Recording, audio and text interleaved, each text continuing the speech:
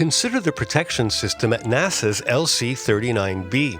Apparently designed using the RSM, it uses sharp-tipped rods and small-diameter conductors at a height of approximately 200 meters, which means it generates a lot of ions during storms. But given that the rods and wires are suspended on 30-meter-high insulating masts, generally the only viable competitors to launch an upward leader will be either a sharp rod in corona or a small-diameter conductor in corona.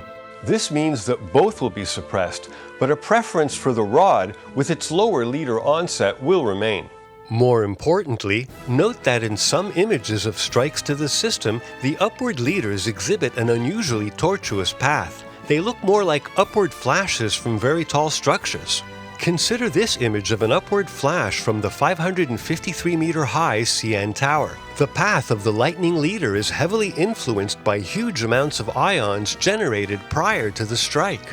Given that the ions are the same polarity as the rising leader, they obstruct its path. But according to those monitoring NASA's system, there have been no upward flashes. This indicates that the system's upward connecting leaders and subsequently its lightning attractive radius are being suppressed by space charge shielding, but with little consequence. So far.